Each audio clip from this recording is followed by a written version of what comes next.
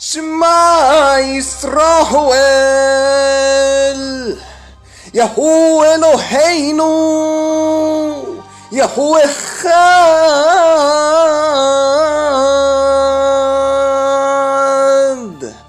Baruch Shem Kebod Malkotho Leholam Voed.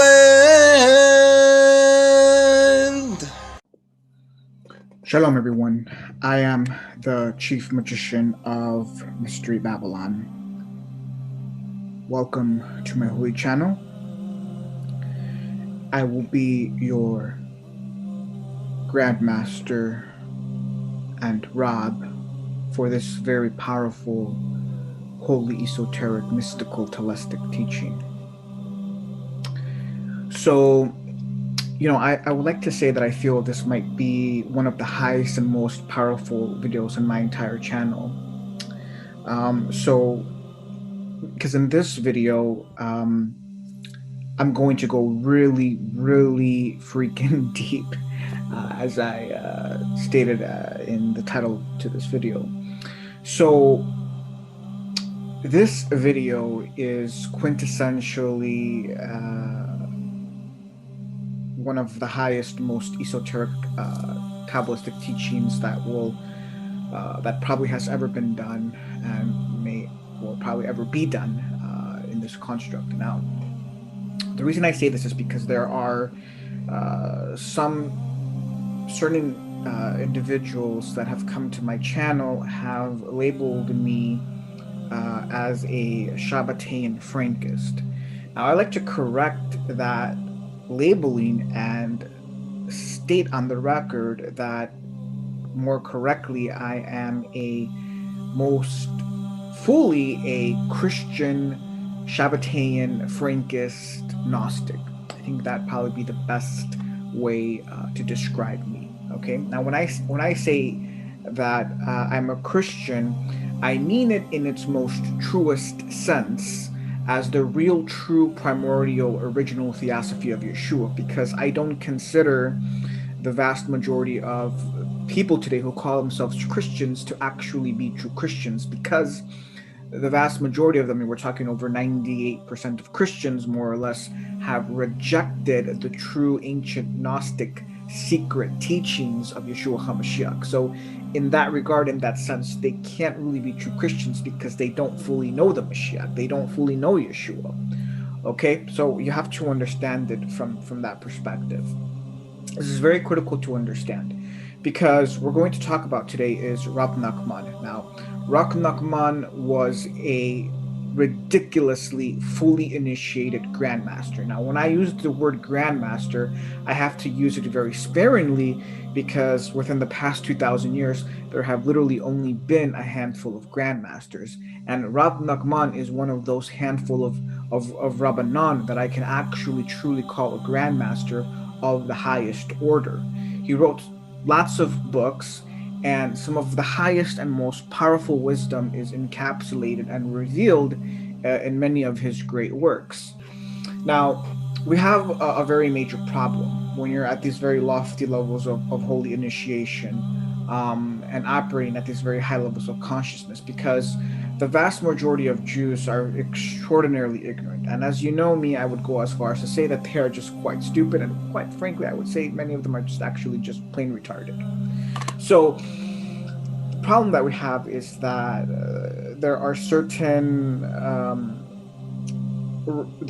very famous Rabbanan and masters, we could say, that were more initiated than what the Jews know. Right? I've made videos revealing this. Right?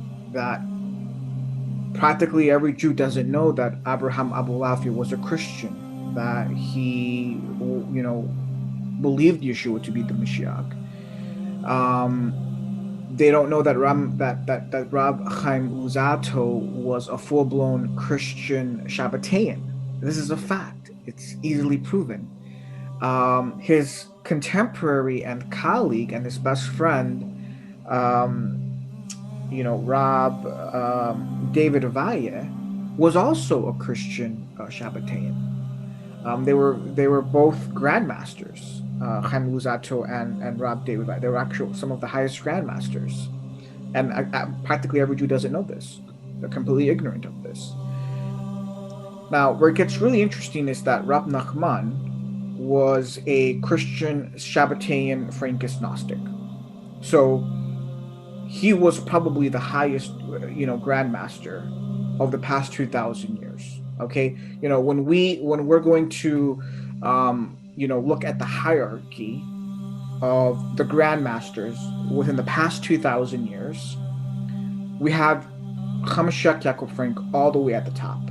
He supersedes every Jew and every Mashiach in the past 2,000 years. Okay, after Hamashiach Yaakov Frank, I would have to place Rab Nachman. Okay, and then next to Rab Nachman is myself, the chief magician of Mystery Babylon. So myself and Rab Nachman were probably the highest grandmasters in the past 2,000 years. Okay, this is a fact. You either know this or you don't.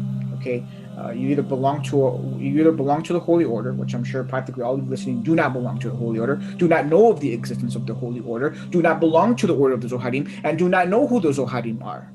Okay, so this is very, very momentous and critical to understand, because the problem is that when I go to Jews, if I tell them that Rab Nachman was a Shabbatarian Frankist, a Christian Shabbatarian Frankist, right? They look at me like I'm crazy. They look at me like either I'm stupid, like I'm retarded, I'm crazy, or I'm just a massive blazing heretic who doesn't know what the fuck he's talking about. That's how blind and ignorant they are. Okay, now I've already done a video giving some seals and proofs that Rab Nachman was a full-blown Frankist at the very least, right? But I got a lot of feedback that it wasn't enough. The seals and proofs just were not enough. Many people that watched that video, were not as spiritual. Were not very spiritual. They weren't spiritual enough, and so the seals and proofs that were provided were just not enough. And I can understand that. But in this video, I'm going to give the highest, most explicit seals and proofs. Okay? Now, the problem is that, as I stated, if I go to the Jews and I tell them that Rab Nachman was a Christian Shabbatarian Frankist, again, they think like I'm retarded or I'm just a blazing heretic or there's something very wrong with me. Okay, now here's where it gets interesting, right?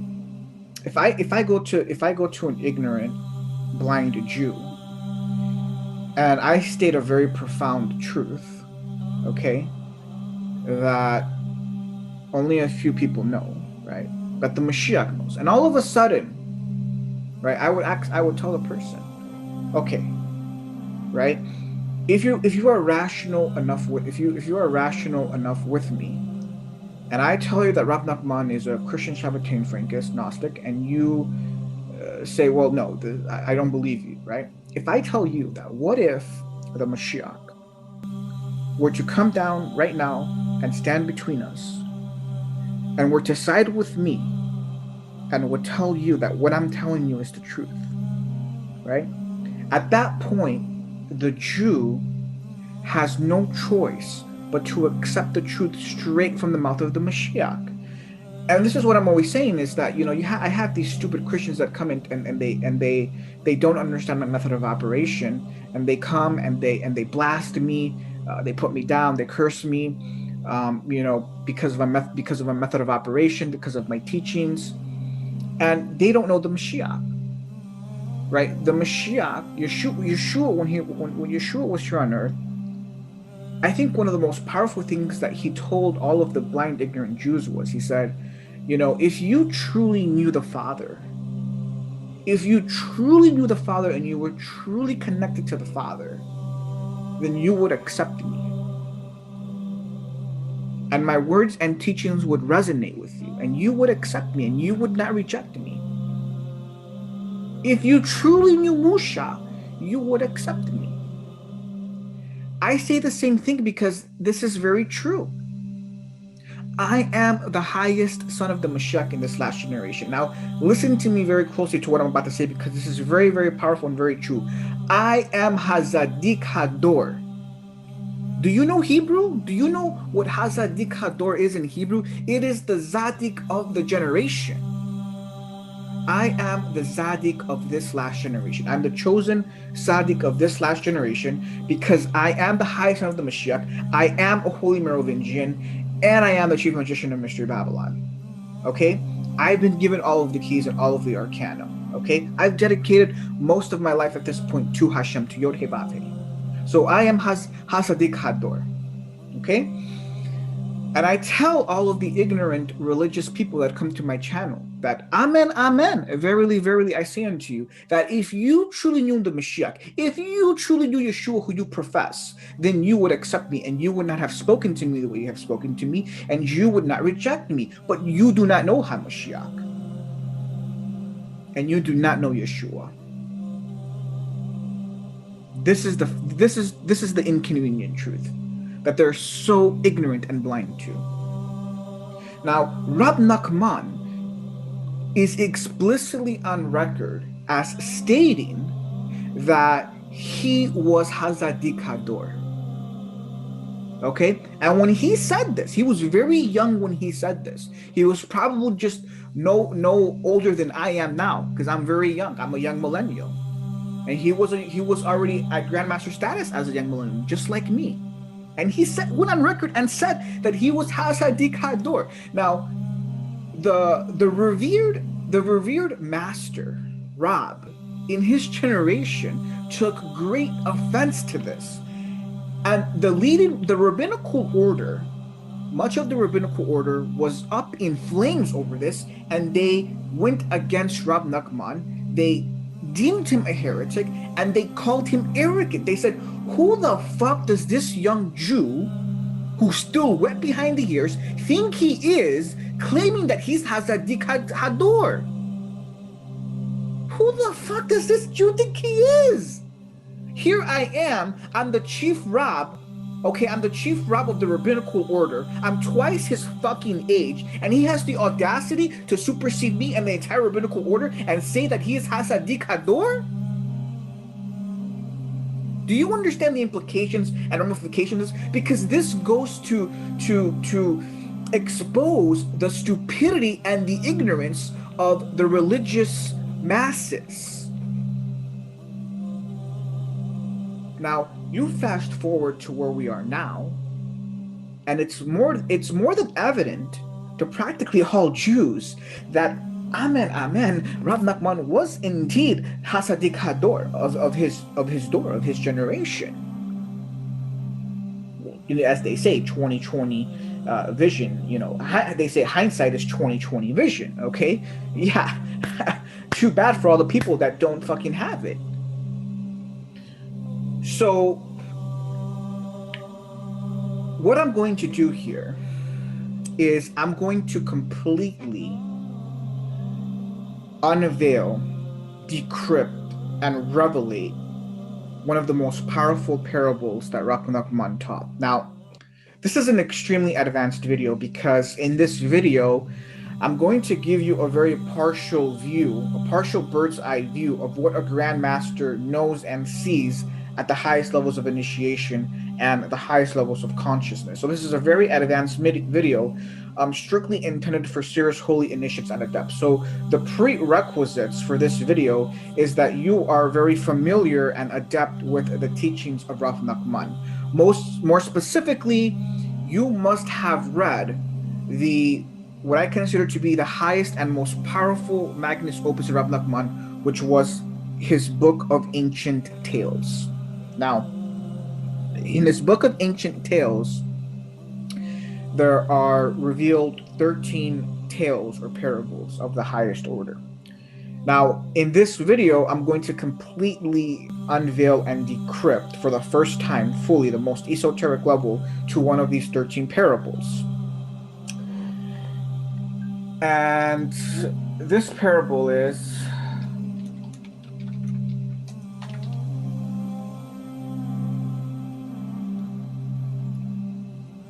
It is tale 10, which is the tale of the burgher and the pauper, or the merchant and the pauper. So, in my great mercy, I have posted a link in the description of the video to his magnus opus, and it is, as I stated, tale 10, which is the burgher and the pauper, or the merchant and the pauper. And so it is a prerequisite that you have read and fully mastered this tale, because I'm going to be very closely speaking on it and revealing it in this video from this point going forward. So if you if you're not a Kabbalist, if you're not familiar with the teachings of Nachman, if you're not a Jew, who's a true initiate and adept, if you haven't read the Tales of Nachman, get the fuck out. This is not for you, okay? I'm not gonna. I don't got time for stupid babies. I don't change shitty diapers.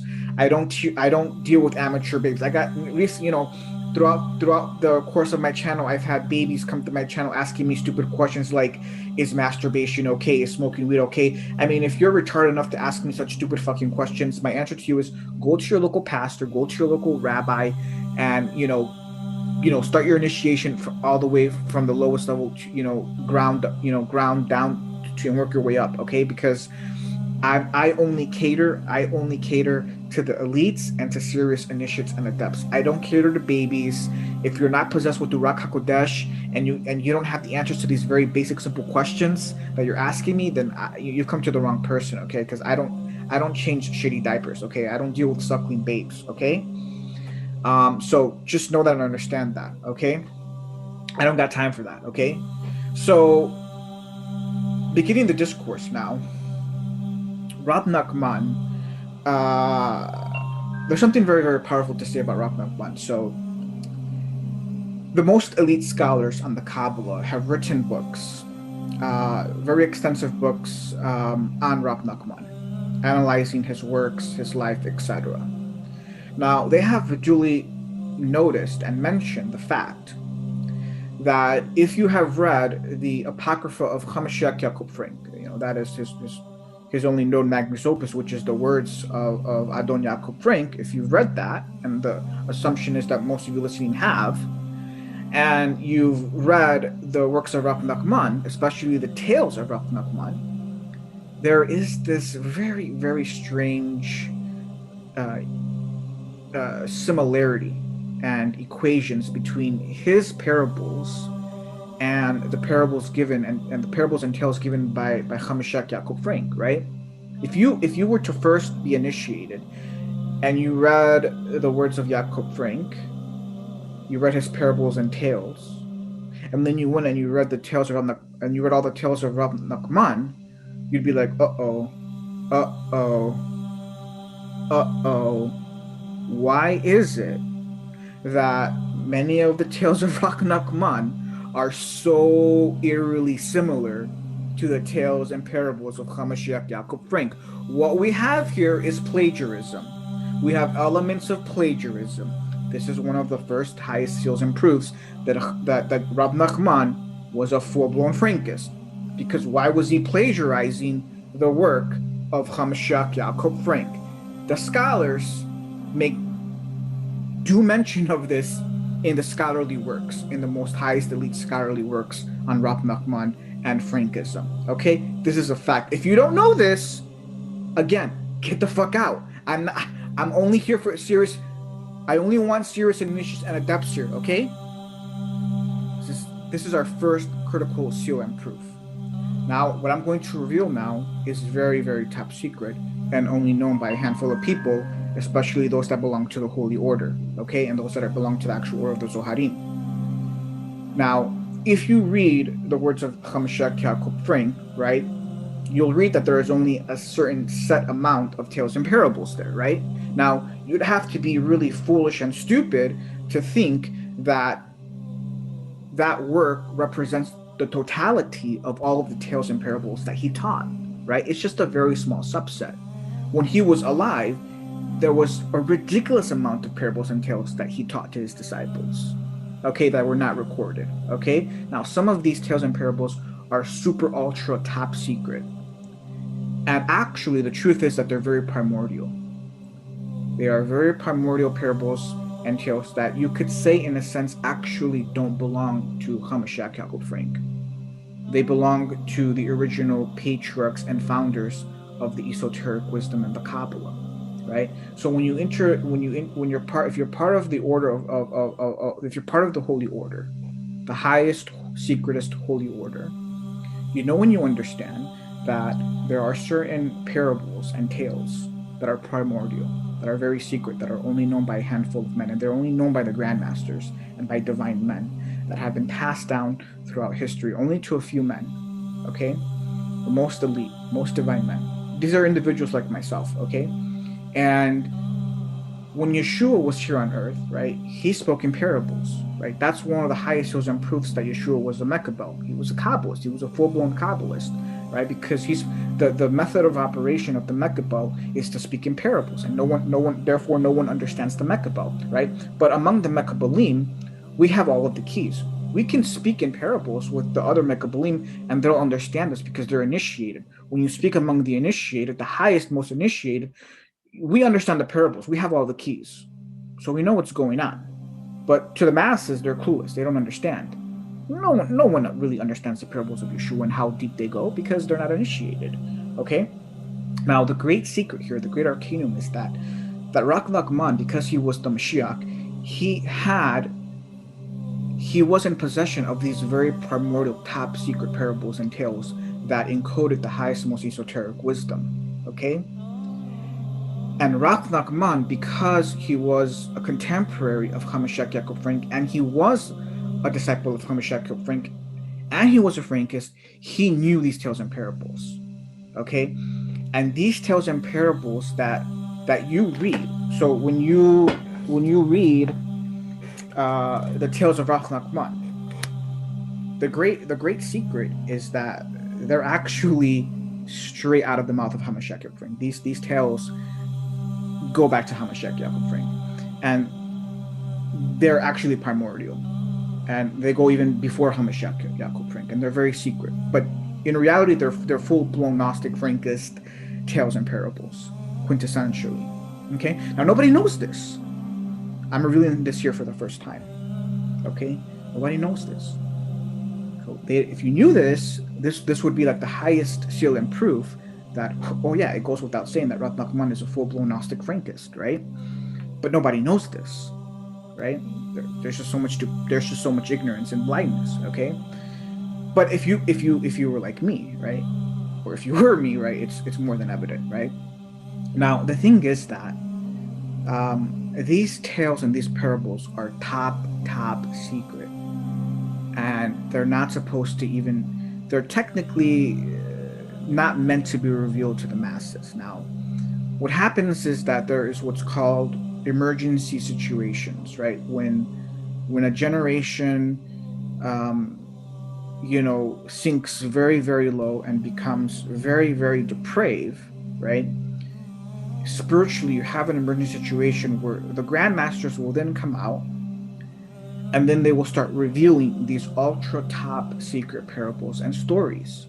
Because the method of operation is that when a generation becomes super depraved, certain spiritual forces go into action, both on the holy side and on the satanic side as well. Okay, so this is very esoteric stuff that I'm talking about here that most people don't know about.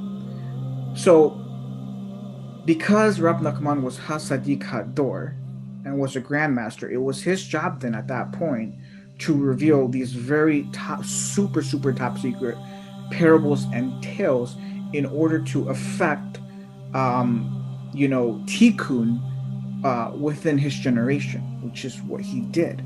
So, if you are very familiar with the works of Rab Nachman in general, okay, then you have the full context and understanding of these very top secret tales and parables, what their function is, and why they were so highly utilized, or are so highly utilized in an extremely depraved generation. Okay? So that's point number one. Now this is where the actual discourse is going to begin, because I'm now going to fully unveil and reveal and decrypt Tale 10, which is the burger and the pauper on the most esoteric level. Again, the assumption is that you have fully read this tale and mastered it, because otherwise, from this point going forward, you're not going to understand anything that I'm talking about. Okay, so let's begin the revelation. Now, before I begin it, again, let me emphasize that for the first time, I am unveiling and decrypting this very primordial parable to its most esoteric level. Now, some brief points to make is that there are many levels to these parables, okay? That these parables, these very primordial parables, okay? If you're initiated and you've read and you mastered all of these primordial parables that are found in Nachman and Yaakov Frank's writings, you understand that there are many, many levels to these parables. And it would take me a very long time to fully unpack these parables. So I'm not going to fully unpack this parable. I'm just going to reveal it the most esoteric level to the parable. Okay, because there's multiple levels going on. I'm just going to reveal the most esoteric level to the parable, okay, for what follows. So understand this. Now we're going to begin in chronological order and discussing the main points of the parable and the decryptions and revelations. Okay, so here we go. The parable begins, right, with the you have the burgher and you have the pauper and his wife, right? And what happens is that the wife gets kidnapped by an evil general, and then the burgher comes and rescues the pauper's wife. And during the rescue operation, the burgher and the pauper's wife, passed through 7 bodies of water, one of them being a mikvah. Now, Kabbalistically, we can say that the burgher here represents Abba. He represents the Partsuf of Abba. We could say it's there's many levels to the burgher. It gets it's very hard to fully unpack some of the aspects and levels because they're just so polysemous and so profound and so complex. So in some ways, I have to grossly simplify the revelations here. So this is one prime example, right? Let's just say that the burgher represents the Partsuf of Abba, who is the founder of the Holy Daughter, okay, the Nukba. So the pauper's wife then represents the Nukba, right? So when we look at primordial Gnosticism, the overarching motif is that the holy goddess descended from her estate.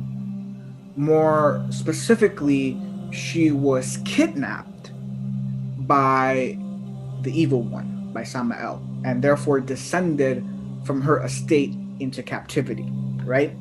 This is what is taught in primordial Gnosticism, okay? Now you fast forward to the Jewish Kabbalah, right, which is just an extension of primordial Gnosticism, and they also teach the same thing, that the holy goddess, fell from her estate into exile, into captivity with Israel, which are the lost divine sparks. Now, the Jewish Kabbalah goes much, much more deeper and into much, much more higher esoteric levels on this matter than, say, primordial Gnosticism reveals as we know it. Now, we know that primordial Gnosticism had the entire full revelation of the matter, but what came down to us are only parts of it. But you have to get very deep into the Jewish Kabbalah to regain that full revelation of this matter. Now, we find this overarching theme occurring in the Torah as well. We have that Yaakov's daughter Dinah descends from her estate and is kidnapped by the prince of Shechem, who is Hahiwi. And Hahiwi in Aramaic is the serpent. So the prince of Shechem is quintessentially the serpent, which is Samael, that kidnaps Dinah, who is the holy goddess. We have Pharaoh, who kidnaps Sarah, Abraham's wife, and then Sarah, descends from her estate and is in captivity in the palace of Pharaoh, right? This is another example in the Torah, hinting at the descent and captivity of our holy goddess, Baruch, blessed is she. Okay, so that's what we have here in this first part of the narrative that is being revealed, right? the pauper's wife is kidnapped by this evil general who is Samael, and then a higher Partsuf, in this case we can say Abba, is rescuing his daughter from Samael, and during the rescue operation, they pass through 7 bodies of water. This represents the ascension of Malchuth up the 7 Sferoth that she has descended, because she has basically fallen and descended 7 Sferoth, and so then her passing through those 7 bodies of water represent her purification and reascension back into her estate. Okay, that's what that represents. Now, we then later learn that the pauper and his wife have a daughter, and the burgher has a son. Now, quintessentially, the burgher's son here represents the Mashiach, the highest Partsuf and level of the Mashiach, and the pauper's daughter represents Knesset Israel, which is basically Israel as a whole, because there is an equation between Israel as a whole, which is Knesset Israel, and its most esoteric level, which is the Holy Goddess, because Knesset Israel and the most esoteric level is the Holy Goddess. Now, I have to warn you that we're going to go really deep here. Let me just take a pause here and tell you we're going to go really fucking deep here, really super fucking deep. If you're an ignorant Jew, a stupid Jew, your eyes might just be opened, and your world is going to be turned upside down when you understand what's going on here. Because as I stated earlier, right, what happens if you don't believe me, if you don't recognize me, and the Mashiach were to come down and were to tell you that I am Hasadik Hador, I am who I say I am, and that all of my teachings are the most powerful secret teachings that have ever been revealed, you'd have no choice but to believe the Mashiach and bend the knee. Now, everyone respects Rab Nachman. Everyone respects Rab Nachman. Everyone is ignorant. They don't know how elevated and how initiated Rab Nachman was. They don't know the extent of his initiation, the extent of his greatness. They don't know it. Now, all of a sudden, if Rab Nachman were to come down, let's not even say the Mashiach came down, but let's say if Rab Nachman were to come down and were to tell you, I'm Rab Nachman, you all recognize me as one of the greatest and highest Zadikim. I've come down to tell you that this man is the chief magician in Mystery Babylon, and he is Hasadik Hador, and all of his teachings are true. You would have no choice but to believe Rab Nachman. If you claim to be a true righteous Jew, if you claim to be a true righteous Jew, you want to be stupid and ignorant and reject me. But if Rab Nachman were to come down and were to tell you who I am and tell you that everything that I'm saying is true, you would believe him. You would have no choice but to believe him. That's what I'm going to do here. By me completely decrypting and revelating this tale, you will come to understand what Rab Nachman was really teaching at the most esoteric level, and then you will come to understand who he really was. And this will be the highest seal and approval of who I am and my teachings. And you will bend the knee. Amen, amen. Now let's get back to the revelation.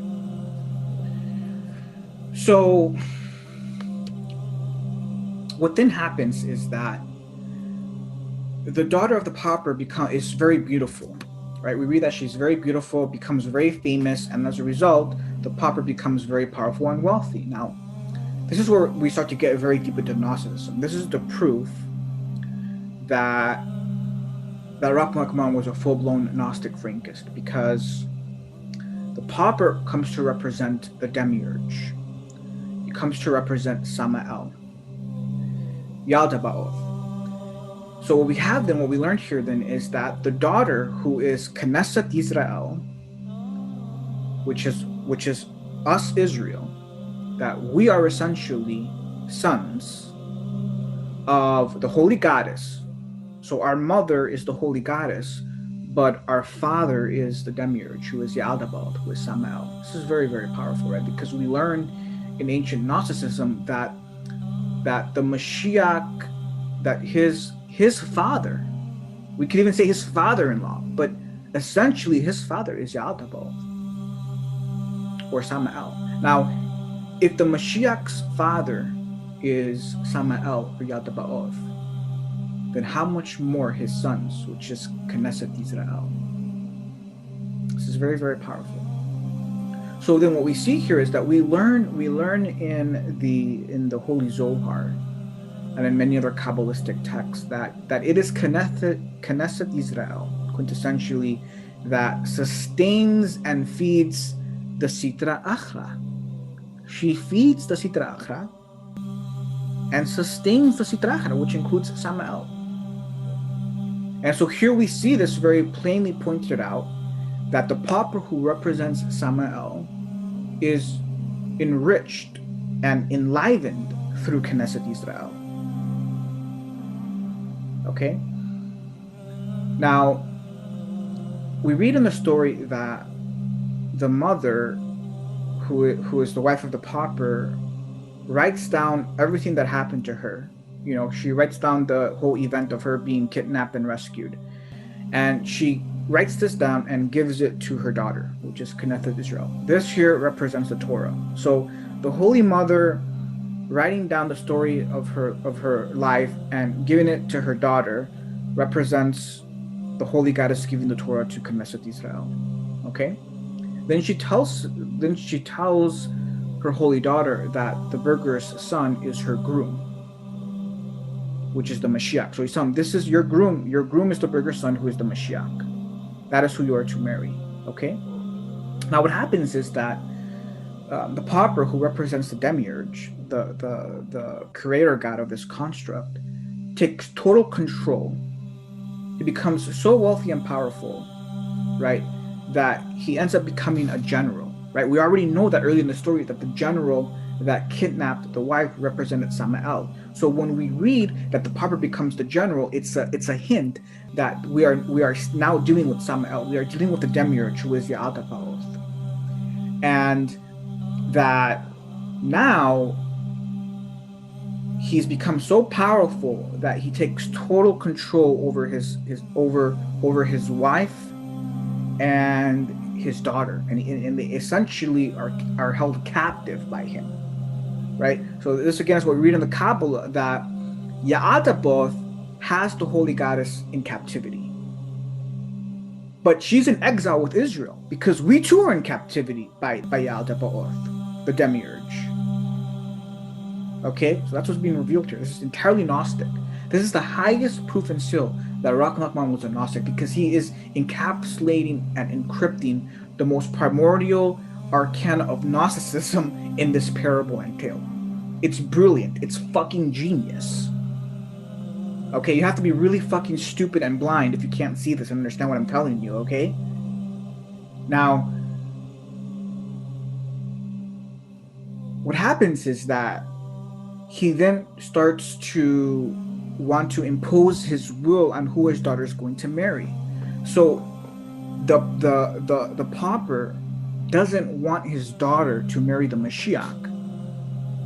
He wants to marry her to some alien stranger that she doesn't belong to.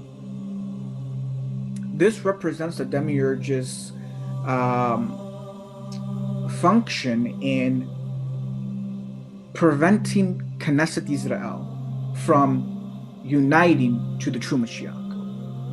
Okay, now what happens is that Knesset Israel ends up gaining some sort of power over the situation, and she starts looking for her groom, because what happens is that the burgher's son. So what happens then is that the pauper then starts to attack the burgher's son. He really, really does not want his daughter to marry the burgher's son. So then he goes on a mission to basically have him killed. He basically decrees to kill the burgher's son, because he doesn't want his daughter to marry the burgher's son, right? So this is where it gets really interesting, because this represents, again, the demiurge's proclivity to have the Mashiach killed, right? But what happens is that the burgher's son ends up getting saved, and he becomes a great merchant, and then he basically flees to he winds up in some faraway wilderness, essentially away from his bride, so to speak, right? This is very sad. And when they were younger, it so happened that the bride gave the letter that her mother gave to her to the groom, as a sign and witness that they're meant to be together. Okay, and these represent the signs of the Mashiach, because this story that the wife gave to her daughter, quintessentially, not only do they represent the Torah, but it represents the signs of the Mashiach. So it represents the signs of the true Mashiach, because the Torah quintessentially contains the true signs of the Mashiach and how to recognize and know the Mashiach. That's what this represents. Okay. Now, what happens is that, at this point, the son really wants to reunite with his bridegroom. Okay, or I mean, my mistake, with his bride.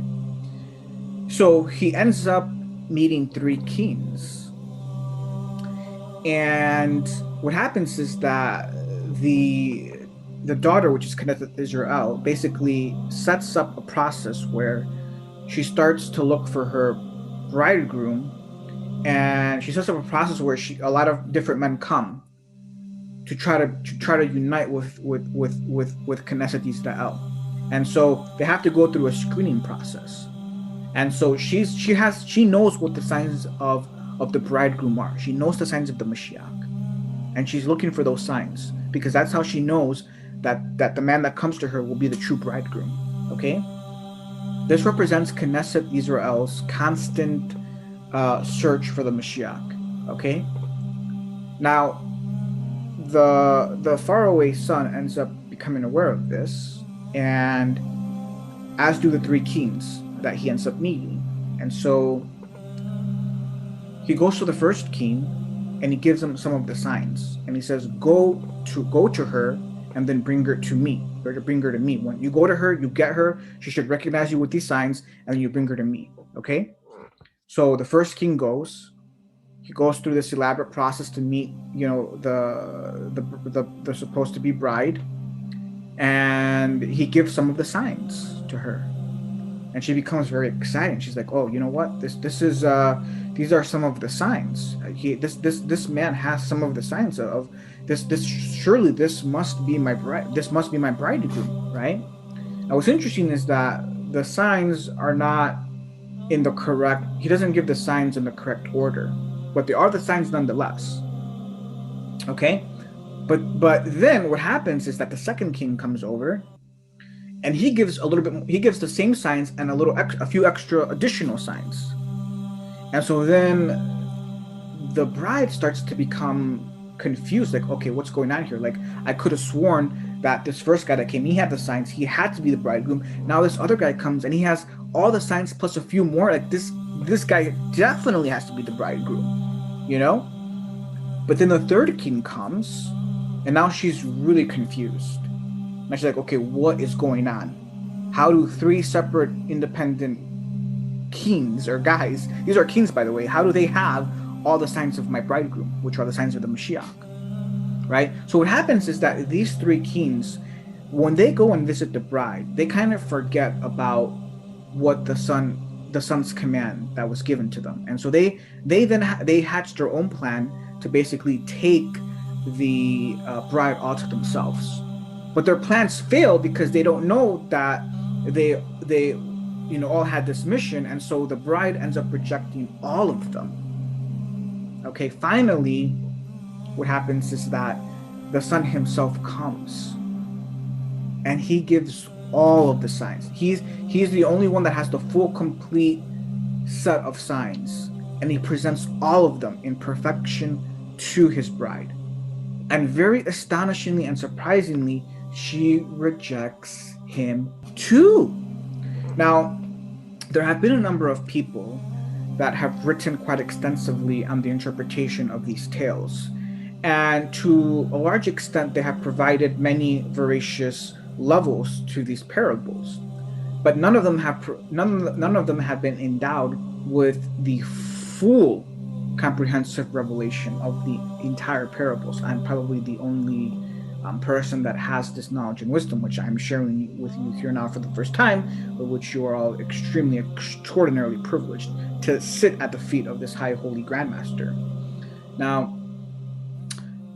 some of these commentators have very ignorantly posited that these three kings represent the false Mashiachim that have come to deceive Knesset Israel over time. Okay? This is not the truth. Okay? You have to be a little blind and very ignorant if that's your interpretation of the parable. It cannot be so. Now, the highest, most powerful reason is that you have the sun, right? The sun represents the highest partsuf and manifestation of the Mashiach, right? We'll call him Mashiach ben Dawid. We'll call the other three kings. They're kings, by the way. These are very great. Their stature is very high, right? The parable doesn't say that these are just ordinary men. It says these are kings. These are kings, and we can say they all represent the Mashiach ben Yosef. They represent various reincarnations of Mashiach ben Yosef. Now, the highest, as I stated, the highest, most powerful proof is that the son himself, who is the Mashiach ben Dawid, is directly commanding these three kings to go to Knesset Israel, right? So if we analyze the elements of the Sitra Achra in this parable and in other parables, there's a profound separation between the Sitra Achra and the Holy Domain, right? These three men, are related to the Son and are commanded by the Son. And their entire relation is a function of the Son. So there's nothing in the Taylor parable, if you understand these very telistic parables, there's nothing to indicate that they have any association whatsoever with the Sitra Achra. So you have to be very foolish and very ignorant if you're going to interpret this as, well, these three kings represent, the false Mashiachim that have deceived Knesset Israel, right? Because the way they see it, right, the way some of these Jewish expositors have interpreted this level as is they say, okay, these three kings represent Yeshua, Shabbatai Zvi, and Yaakov Frank that deceived Knesset Israel. They had many of the true signs of the Mashiach, but they were not the full signs. They were not some of them were not correct signs, and so that was their attempt to deceive Knesset Israel. That's what these three kings represent. They represent Yeshua, Shabbatai Zvi, and Yaakov Frank as false Mashiachim. Okay? Again, you have to be very foolish and very ignorant. I would go as far as to say you have to be downright stupid if you believe that interpretation and you fall into the trap. If you fall into it is a trap. If you fall into the trap of that false interpretation. Because it is the Son who commands those three kings. How can you say that there is anything unholy or evil about it? It is the Son. It is the highest manifestation of the Mashiach who has commanded those three kings. So those three kings in of themselves, ergo, are also holy manifestations and incarnations of this Mashiach. It is correct, yes. These three kings represent Yeshua HaNatziri, Shabbatai Zvi, and Yaakov Frank. And they had the true signs of the Mashiach. Where did they get them from? They got them from Mashiach himself. How can you say that they are evil? How can you say that they are false Mashiachim when they were commanded by the Mashiach himself to come down? They were commanded by Mashiach, the highest Mashiach. They were commanded by him to come down, and he is the one who gave them the signs to present to Knesset Israel. Was it Samael? Was it Samael who sent the kings? Was it Samael who gave them false signs? Are these false signs? No, they're not false signs. The tale tells you these are the true signs of the Mashiach, and all three were commanded by the highest Mashiach. Ergo, these three Mashiachim are true Mashiachim. You have to be really fucking stupid if you can't see and understand this. And I will make no apologies for this assertion, for this voracious assertion. Now, this is where you have to be initiated at the highest levels to understand what's really going on here. Now, if you read the words of Yaakov Frank, he explicitly tells you, and he's basing this on what's already written in the ancient esoteric Kabbalistic texts. He tells you that the first Mashiachim that come will fail in their mission. Okay, now you have all these stupid Christians, right? They praise Yeshua. Oh, Yeshua is the highest Mashiach. He's the highest Mashiach. He's perfect. He did everything right. Well, you have to be really fucking stupid and ignorant. That's what you think. Yeshua is not the highest Mashiach. Okay? Slap that fucking erroneous doctrine out of your head, okay? Slap it out. Do you really want to be a stupid fucking retard? He's not the highest Mashiach, okay? You've just blasphemed. You've just blasphemed. You are a heretic. You're going to burn in hell for saying that. Okay, I'm the highest son of the Mashiach, you dumb fuck, okay? Who the fuck do you think you're talking to? Who the fuck do you think is speaking here? Get a fucking clue. Yeshua is not the highest Mashiach. Neither is Shabbatai Zvi. Neither is Yaakov Frank in a certain sense, okay? The Zohar tells you that the Mashiachim will fail and will fall into the trap of Lilith. That's what happened with Yeshua. He failed his mission. He failed. You don't know. 100% of Christians do not know what the true actual mission of Yeshua HaMashiach was. Because if you did, you would know that he fucking failed. Shabbatai Zvi failed. This is what Yaakov Frank wanted. He said, Yaakov Frank said Yeshua, he failed. Shabbatai Zvi, he failed. And he probably knew that he was going to fail himself too, because to a large extent, Yaakov Frank failed too. He was imprisoned after all, like Yosef. He was a Meshach ben Yosef. The Meshach ben Yosef, it's already known they're going to fail. It's like when you watch the movie The Matrix, and they tell Neo to jump off the building, and he falls. And he's like, how could I fall? I'm supposed to be the one. I'm supposed to be the one. Why did I fall? It's the movie The Matrix is Kabbalistic. It's giving you deep Kabbalistic insights. It's already known before the Meshach comes that they're going to fail and they're going to fall. It's already known. It's not esoteric context. You have to be fucking stupid and uninitiated to not know this. Just because they failed doesn't mean that they're not true Mashiachim.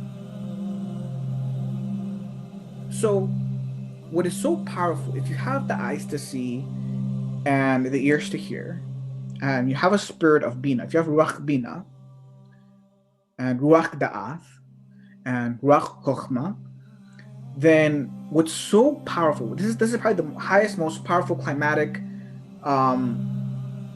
moment of this entire teaching and video, is that what you have here is you have Rav Nachman is telling you that Yeshua is the true Mashiach,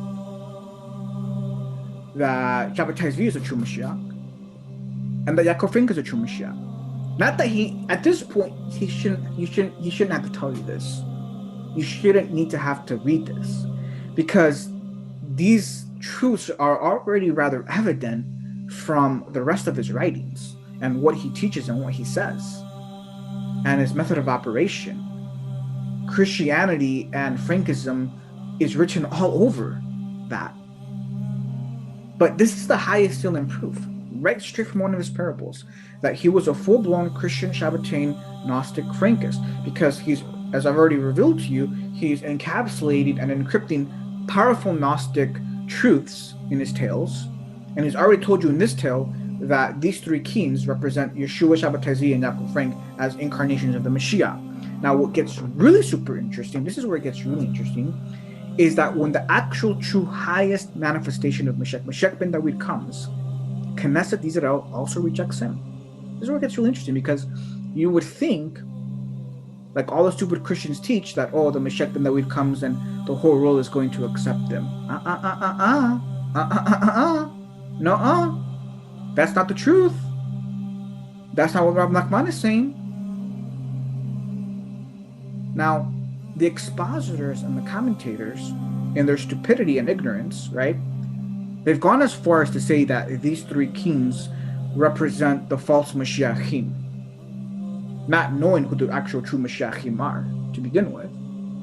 But they are intelligent enough to realize that when the actual true Mashiach, the Son, comes and is rejected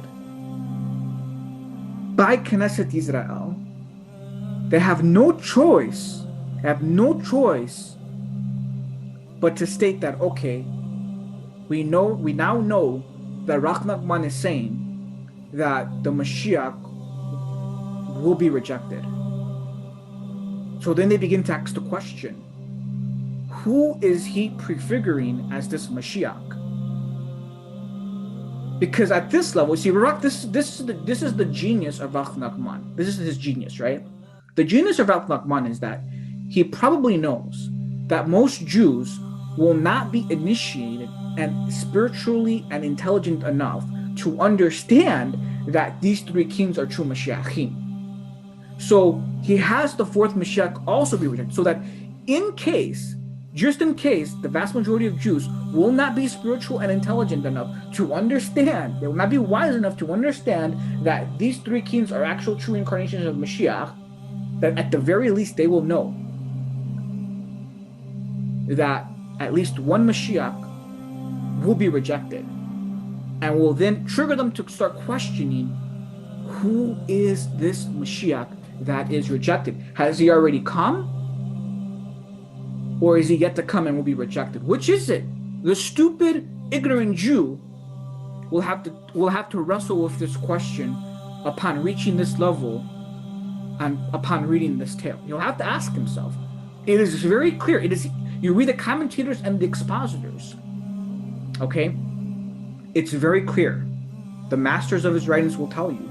It is very clear that Rabbi Nachman is saying that the Mashiach will be rejected. The question is he talking about a Mashiach that already came or a Mashiach that is yet to come? The whole point is that a Mashiach will be rejected.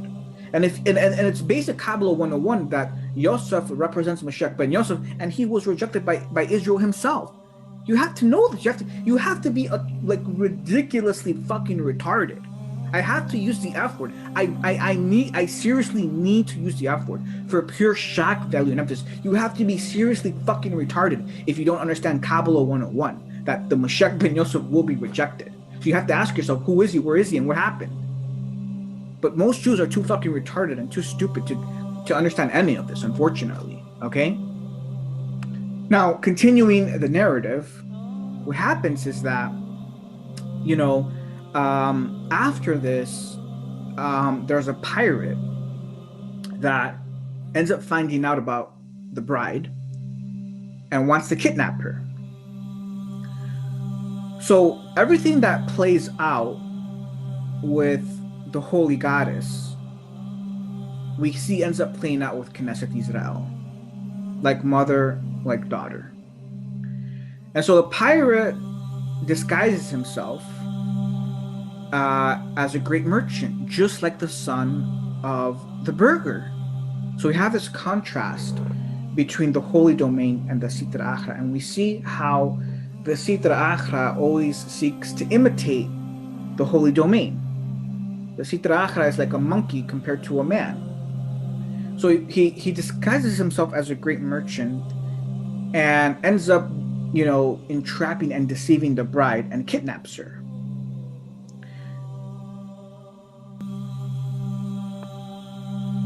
And so, in one sense, we can say that the merchant here, represents the Antichrist.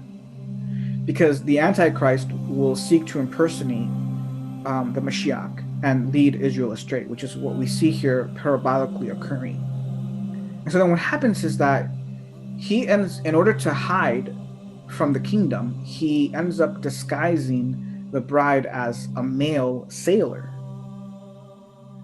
And then they end up finding themselves in the wilderness where the true Mashiach is. And then at the end of the story,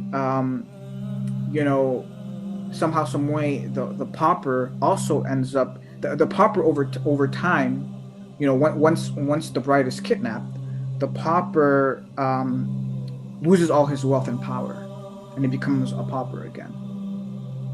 Again, we see here that the pauper is enriched. We see the motif that the pauper is enriched and enlivened by Knesset Israel.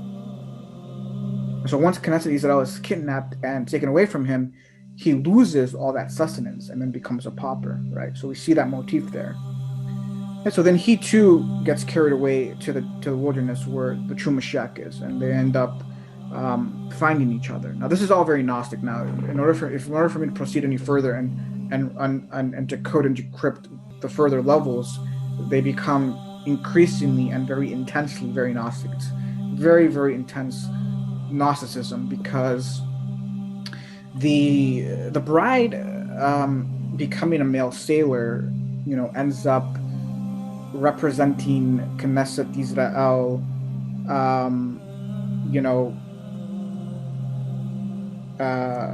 becoming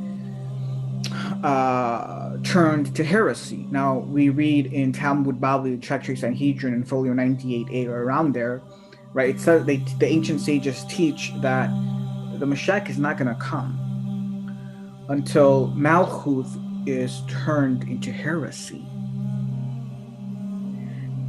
And we see a perfect encapsulation of that here in the tale, because here the bride, who is female, has become completely switched to a male sailor.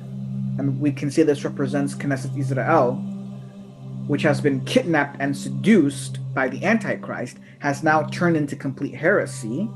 In the process, that then ends up being the catalyst that reunites Knesset Israel to the Mashiach. So the esoteric levels here are so deep and so profound, I just don't want to get into them because they're so deep and profound and very complex, and they go down so many deep, crazy rabbit holes that I don't have time and space to get into it here. Another deep rabbit hole is that the Mashiach and the pauper end up becoming reconciled in the wilderness. And that goes back to very, very primordial Gnostic teachings, where you have the Mashiach sitting at the right hand of Yaldabaoth. Again, crazy, very complex, deep rabbit holes that I just don't have the time and space to get into here. But at this point, I'd like to conclude the revelation. It's very, very powerful, and there's so much more to unpack. I mean, I've only unpacked at best maybe 20%, of the entire tale. There's probably 80% more that can be unpacked in other various levels. And it just goes to denote the sheer, massive, ridiculous genius and brilliance of Nachman, and that he was, without a doubt, one of the highest of highest grandmasters in the past 2,000 years. As I told you, he's, me and him are probably the top grandmasters, right below the Mashiach in the past 2,000 years, so to speak. Now, something very, very powerful that Nachman teaches. He states in his magnus opus in Likutei Moharan in 33, verse 5, or chapter 5, he says that there are certain tzaddikim that are hidden and that are concealed from humanity. And they're concealed because humanity is not worthy of them. They have not merited the full revelation of these very holy, very, very powerful tzaddikim. Now, I would say that I'm a perfect example of this, because in this last generation, I am a concealed tzaddik in almost every respect, right? I mean, nobody knows who I am. I'm not recognized by anyone. I'm completely anonymous, very much concealed, very private, very hidden. Sure, I mean, my channel on average, my channel on average, per video maybe has like 300 views, but I mean, 300 views in a world of 6 billion people is not even a drop in the bucket. So when you put everything into context and perspective, I'm definitely one of those concealed, hidden hidden ascended masters that Nachman here is alluding to. And he says what's very powerful is that their secret powerful teachings, the secret, very esoteric, powerful teachings of these hidden ascended masters will be fully revelated and glorified in the aeon to come. That is when my glory will truly be revealed. But currently the world, this last generation, does not merit me, does not deserve me, and so for that reason I am hidden. But for those of you that have come to my channel that are eager and common listeners and followers, you should know that you're extremely greatly privileged and very greatly honored to have found my channel and my teachings. You have to know and understand this very, very powerfully and very greatly. And I can only hope that you understand the full implications and ramifications of this matter. And I know some of you do. I know there's a few of you that truly do. But that's how I want to conclude this. And, I think the highest, most powerful revelation in this video is the highest seal and proof that Rach Nachman, if you have eyes to see and ears to hear, that from this teaching that it is irrefutable proof that he was a full-blown Christian Shabbatarian Frankist Gnostic. This is a fact, and so I hope that for many of you, I hope that truly your eyes were opened, and that you were able to receive a Ruach Bina, Ruach Da'at, and Ruach Chochmah, and that, but most truly, that your eyes have been truly opened. So with that said, Shalom, Selah.